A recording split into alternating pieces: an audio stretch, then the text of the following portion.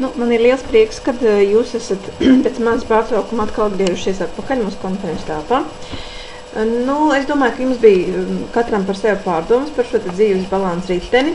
Tā kā, ja ir vajadzīga mana palīdzība, lūdzu griežties, palīdzēšu, bet mēs iesim tālāk veselības transformatīvā programmā, kā atgūt un saglabāt veselību 90 dienās.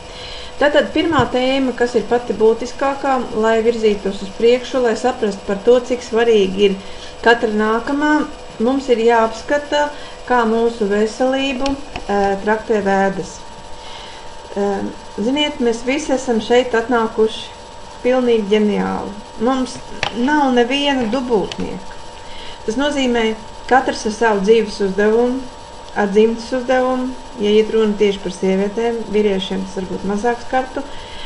Un, lai visu to, ko radītājs mums ir atvēlējis iemācīties, izdarīt, ziniet, mums pirmām kārtām ir vajadzīga lieliska veselība. Ko parasti cilvēki vēl, uz gadiem 30 un vēlāk, ko viņi saka, pareizi tieši tā, lai ir veselība un vispārējais, tad tiks dots. Es domāju, ka tas ir tāpēc, ka uz šo laiku noteikti nāk uz sapratni par īstām dzīves prioritātēm un ka tas tiešām ir pats svarīgākais. Es tūlīt paskatīšos atkal slaidiņus, mazu mirklīti. Mēs to atradīsim un iesim tad iesim tālāk. Tas mums jau bija viss. Īstais atrast. Tātad, gribu teikt to, ka ja jūs katru savu dzīves rītu uzdosiet sev jautājumu, kam man ir vajadzīga veselība šodien, tad viss, kas šajā dienā būs jāizdara par labu savai veselībai, un īstenībā jādara ir diezgan daudz. To jūs arī vēlāk sapratīsiet pēc mūsu transformatīvā kursa. Noteikti nāksies vieglāk visu to izdarīt ar vismazāko iekšējo pretestību. Un atkal šis te jautājums, kam man ir vajadzīga šodien veselība, lūdzu uzdodiet ar pusaizvērtām acīm. Ideālā variantā, ja jūs to darat no rīta, ka jūs esat tikko piecēlušies, jo tad nāks īstenās atbildes, kam man ir vajadzīga veselība. Un līdz ar to šīs te būs īstenās atbildes, kam man viņa ir vajadzīga. Ja? Un ticiet man, ja jūs kaut ko līdz šim neesat sākuši darīt un tagad gribēsiet saprotot to, cik tas viss ir svarīgi un sāksiet to darīt, mūsu smadzeņi ir tā, kas mūs pasargā. Un jebkas jauns, ko jūs līdz šim varbūt neesat darījuši vai neesat pievērsuši pietiekošu uzmanību un sāksiet nopietnāk ar to nodarboties, mūsu smadzeņi uztvers kā mūsu apdraudējumu. Tāds ir viņas uzdevums mūsu organismā. Arī tad, ja šis ir ļoti, ļoti svarīga lieta, kas mums ir jādara, bet viņa ir jauna, viņa ir maz attīstīta, viņa tiks uztvērts kā apdraudējumu un līdz ar to smadzeņi ar bailēm, ar slinkumu centīsies to visu aizbaidīt. Tātad, ja mēs šādu veidu jautājumu uzdodam un sadzirdam iekšējo, kam man ir šodien vajadzīga veselība, tad ticiet man, šie iekšējie bloki būs pēc iespējas mazāki. Tātad, par veidām. Izskatīsim tātad ļoti ātri, kas tad mēs esam. Mēs taču tomēr neesam viens fiziskais ķermenis. Paldies Dievam par to jau raksta vairākās vietās un runā. Īstenībā mēs esam 7 ķermeņi. Jā. Un kādi tad ir šie 7 ķermeņi? Tātad fiziskais, ēteriskais, astrālais, mentālais, intuitīvais, garīgais. Tātad vairāk 6 mēs esam. Es tagad drusciņi pārteicos.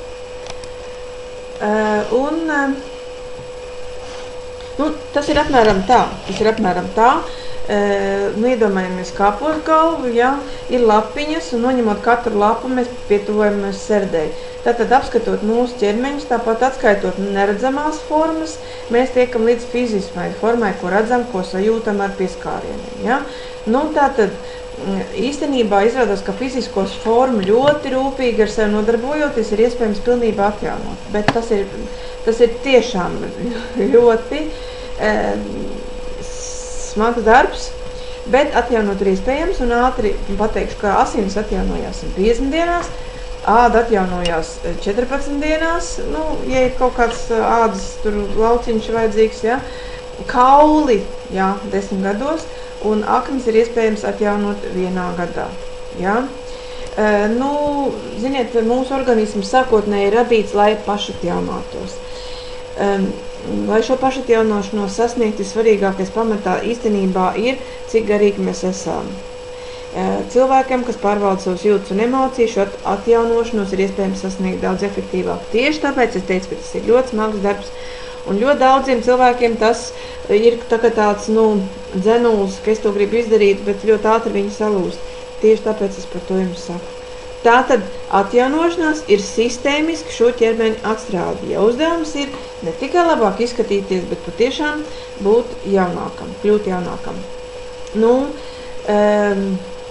sāksim varbūt īsi izskatīsim šos dažus ķermeņus, ja? Tātad, kas ir pamatā? To, ko mums traktē vēdas, ja? Izsanais, informatīvais avots, ja? Kas tad ir fiziskajā formā pamatā? Fiziskajā formā pamatā ir attīrīšanās no šlakām, sārņiem, brīviem radikāļiem un iegūt muskuļu tonus.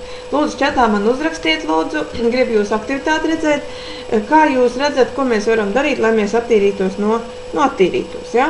Kāda ir jūsu, jā, iespējamie, ko jūs ar to saprotat? Nu, tātad muskuļu tonus, tātad, protams, tās ir dažādas fiziskās aktivitātes. Tā mums būs vesela nodarbība, kur mēs par to visu runāsim, dalīsimies pieredzē. Aha, redz, man nāk jau pirmās atbildes. Tātad, pirts, super, tieši tā, bet ziniet, ko ideālā variantā tā nav tās pirtiņas, kas mums ir apkārt, ka mēs aizējam. Nu jā, mēs pasvīstam, tas ir baigi labi, tas ir labāk tā nekā, bet te ir tas senču peršanās ar slotām, jo tad mēs arī izdzenam ārā to, kas mums ir sliktais zem ādas slāņos palīdz peroties, mēs to visu izsvīstam ārā, ja? Un tad tiešām dzīvot just vieglāk, ja? Un, jā, pareizi rakstat arī, kad ir dažādi attīrīšanās, dažādi attīrīšanās veidiņi, ja? Nu, tātad, astrālais ķermenis, kas tad tas ir? Kas tad ir astrālais ķermenis, un ātri atkal iziesim. Tātad tas ir emociju ķermenis, tātad tas ir darbs ar negatīvo emociju atstrādi, ja? Nu, cik mēs zinām pozitīvus? Nu, mēs varam uz abroku pirkstiem saskaitīt varbūt bišķi vairāk. Cik zinām negatīvās? Nu, arī tāpat, bet īstenībā es gribu pateikt, ka šo emociju skaits, šī emociju skala ir 100. Veselas 100 dažādas negatīvās emocijas. Lūdzu, uzrakstiet čatā, ko jūs saprotat ar negatīvām emocijām, kas tas varētu būt. Ja? Atkal par to pēc tam paskatīsim. Un ja ikdienā mēs neielaižam šādu veidu negatīvās emocijas, tad esam ar šo astrālo ķermeni tikuši galā un dzīvojam ar bērnu prieku. Gribu teikt, man kompjuters man drusciņi lādēs ārā, kamēr jūs rakstat man par to, tātad, negatīvām emocijām, varat arī par pozitīvām uzrakstīt. Es ļoti ātri uzlādēšu kompjuteri, tās būs dažas sekundes, lūdzu uzgaidiet.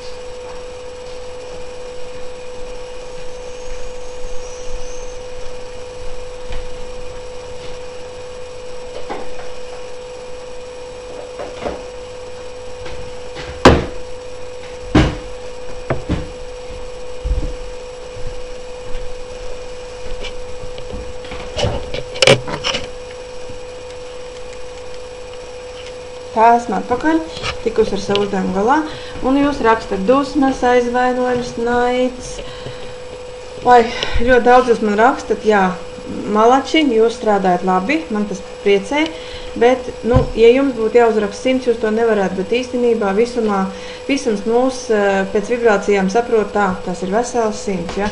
Tā kā saprotiet, ko nozīmē atstrādāt šo te astrālo formu, ja? Karmiskais, tātad karmiskais,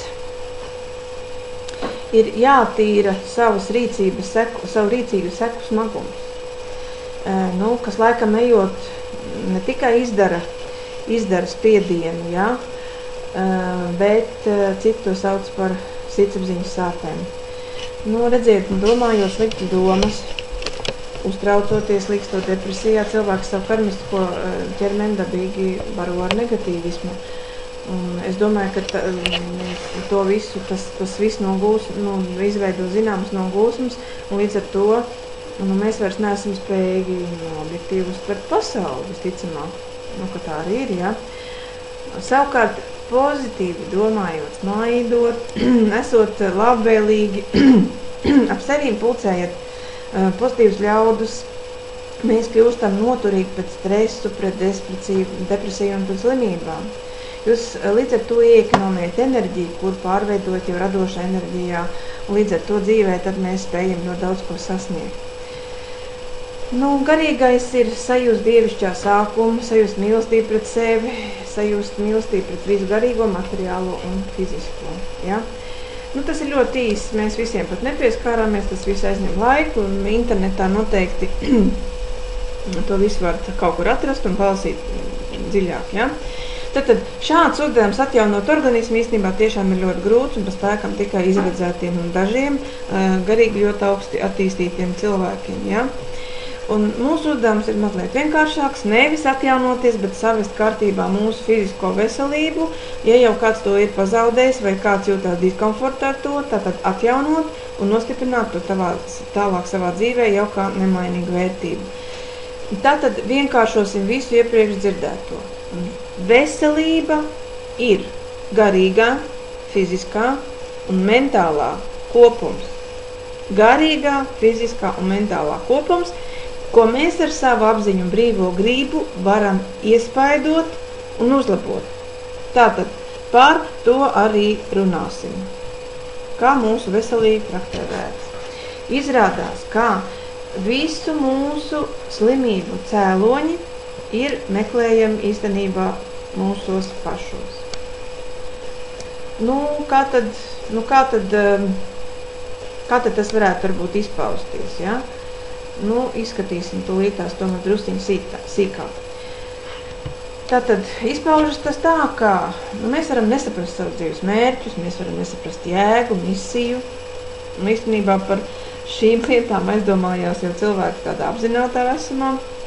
Ret kurš jaunais par to domā. Tālāk, neizprotot, neievērojot dievu visumu likumus, agresīvu postošu domu, jūtu un emociju esamību mūsu apziņā un zemapziņā. Slimība, tā jau ir harmonijas un līdzsvar trūkums ar visu. Un tāpēc ir ļoti svarīgi pieņemt savu slimību ar cieņu. Jo slimība tā ir āršķā mūsu postošo domu, uzvedības un nodomu izpausmi mūsu pasaules uztverē. Un tādā veidā mūsu zemapziņa īstenībā pasargā mūs no postošām domām un uzvedības. Un slims cilvēks, tas ir cilvēks ar nepareizu pasaules uztveri. Tātad, lai izveseļotos, pamatā ir jāmaina savi pasaules uztveres uzskati. Pieņems domāšanas stereotipus, kas ir normāli, ja? Kā tas viss notiek, ka slimība mēs uzskatām gandrīz vai tā kā ar ienaidnieku, jo mēs, daktars saka, mums jācīnās, mums jāuzvar to un šito, ja? Mēs cīnīsimies ar to un šito, mēs uzvarēsim. Tas taču ir dzirdēts, ja? Tad tas ar ienaidnieku, ar kuru jācīnās, jebkuriem līdzekļiem. Neskatoties uz sekām, pie kā medicīnā mūsdien šie te līdzekļi ir smagi. Vienu orgānu ārstējot, mēs ar visu to, ko mums dakteri liek darīt un izraksta, lai mēs lietotu iekšīgi, mēs nodarām tieši kaitījumu nākamajai orgāniem vai orgānu sistēmām. Tā tas viss ir. Protams, mēs to pēc tam jūtam tikai pēc kaut kāda laika, ka mēs esam spiest griezties tālāk pie nākošā,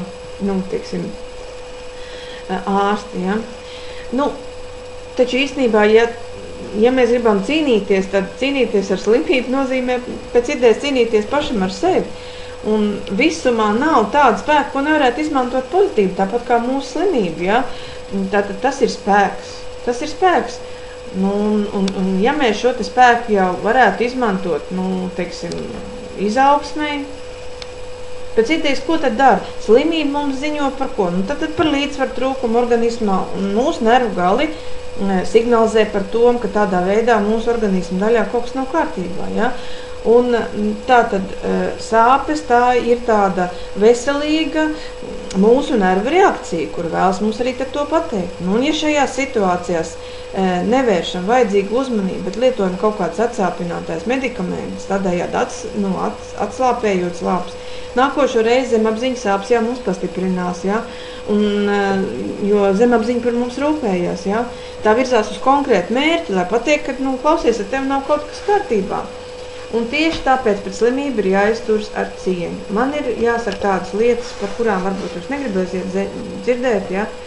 Bet pat tad, ja šī slimība ir nāvējoša, ja? Pat tad, ja, izturieties ar cieņu. Jo, ziniet, lielai daļai šādu diagnožu, nāvējošu slimību diagnožu pamatā ir aizlauztas dvēseles, nevēlēšanās dzīvot. Dvēselīte ir nogurusi no pārdzīvojumiem, no visu kaut kā, ka viņi iekšēji dzīvot vairs negrib, ja? Viņi to negrib, un tādējādi izsaucot šādas fiziskās formas aiziešanas rezultāts, jo tāpat jau viņi nevar pacelties uz augšu, tāds nenotiek, ja? Un cilvēkam vienkārši tiek šāda fiziskas plāksnes slimība piemetās, un līdz ar to rezultāts ir nāve, un dvēsele ir savu vēlmi izpildījusi, ja? Vai arī, protams, slimības ir kā karmiski pārbaudījumi. Un pat ja šādi, nelādiet savu slimību un organismu un visu apkārtējo pasauli. Atsakieties no cīņas ar slimību. Tieši otrādi, sakiet paldies Dievam par savai zemapziņai par to, atcerieties. Grūtības, kas mums dzīvē dots, mūsu virzībā uz priekšu, tas ir dots dažādos veidos tieši šī virzībai. Ja? Ko mums Bībele saka? Tas, kas mūs nenogalina, tas mūs dara stiprākus. Ja? Iesim tālāk. Tad kas tad ir fiziskās ciešanas? Fiziskās ciešanas tad ir cilvēka stāvoklis, kad negatīvā enerģija pārkāpus visas robežas un mūsu organisms nav kā vienots veselums līdzsvarā. Un veselīskās ciešanas, no kurām neesam apgūjuši vajadzīgās mācības, tad, protams, pāraug mūsu fiziskā formā. Un, jebkuras slimības tātad pirmsākums ir stress.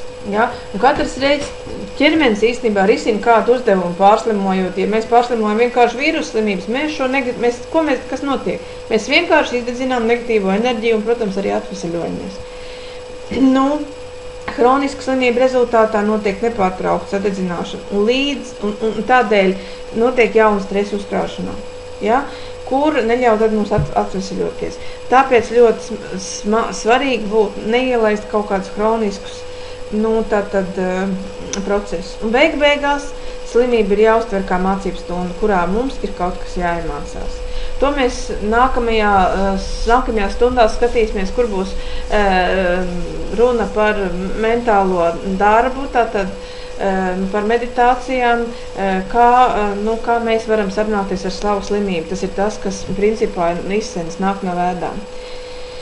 Un viss, kas mums dzīvē ir noticis slikts, kā mums tādā brīdī liekas, un pat pēc kāda laika kļūst saprotams, un ja, protams, šādas situācijas mēs analizējam.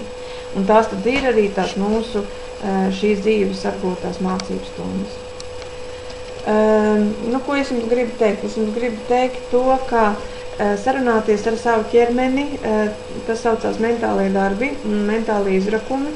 Un tieši šīs sarunas ar savu ķermeni, tātad darbs mentālā plāksnē, to visu mēs darīsim mūsu skolās. Jau tas nav vairs īsas online 2-dienu konferences ietvaros, tas nav ir iespējams.